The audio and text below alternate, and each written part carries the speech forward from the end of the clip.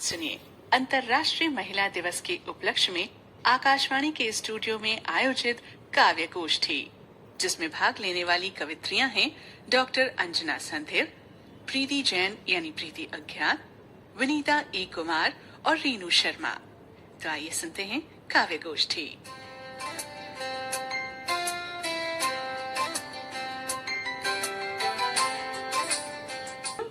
कि हर हाल में हमेशा खुशहाल रहती है, हर हाल में हमेशा खुशहाल रहती है, अहंकार नहीं वह संस्कार रखती है, हर एक की मदद को तैयार रहती है, छोटे बड़े सभी का नारी मान करती है।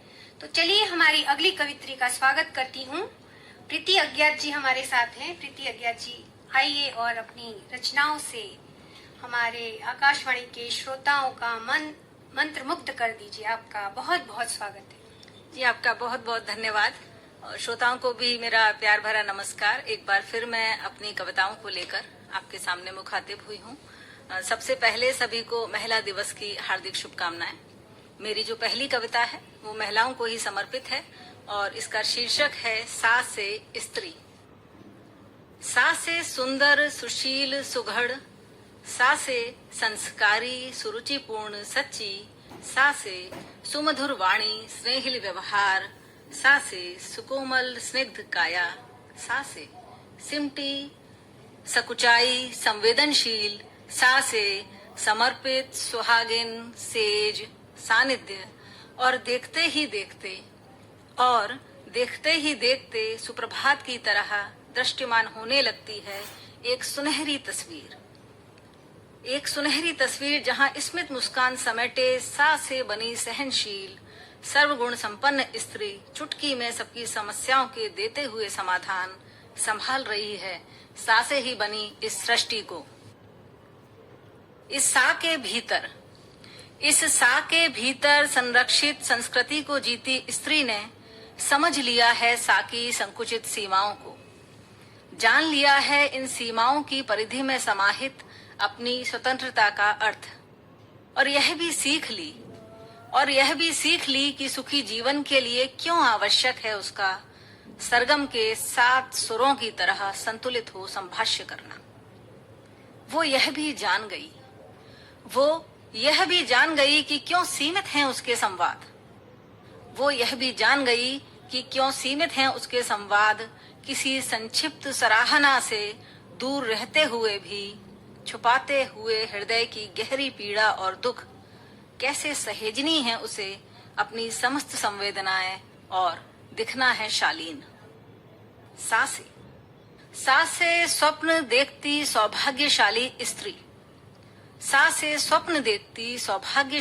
स्त्री, सशक्त हो जीती स्त्री नहीं सुहाती स्वयं स्त्रियों को ही।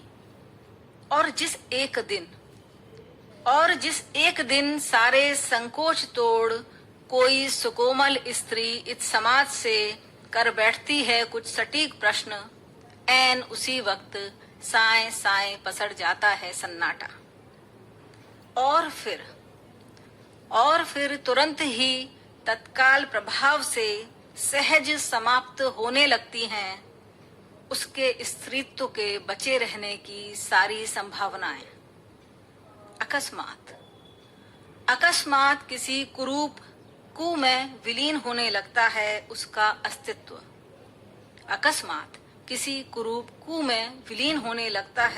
उसका अस्तित्व। सहसा ही बन जाती है वह कलमुही कलंकिनी कुलटा कुलक्षणी कुलनाशी स्त्री।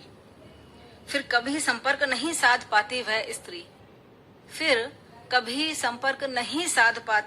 वह स्त्री अपने आप से, कभी नहीं ले पाती अपने हिस्से की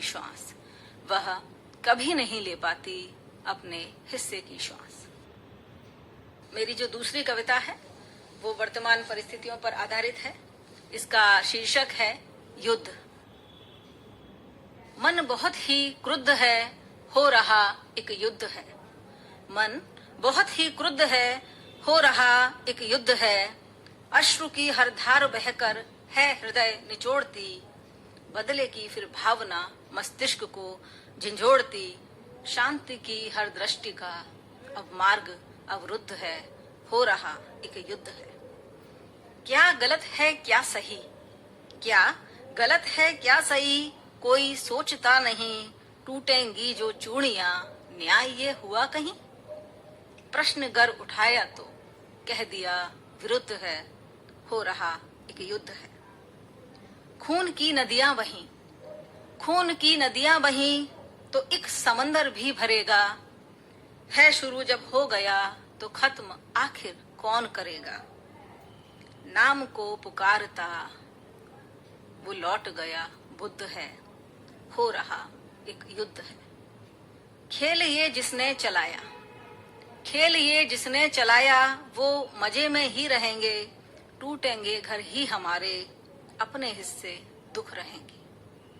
नफरतों के दौर में, नफरतों के दौर में अब क्या बुरा क्या शुद्ध है, मन बहुत ही क्रुद्ध है, हो रहा एक युद्ध है। मेरी अंतिम कविता जो कि स्त्रियों को ही समर्पित है।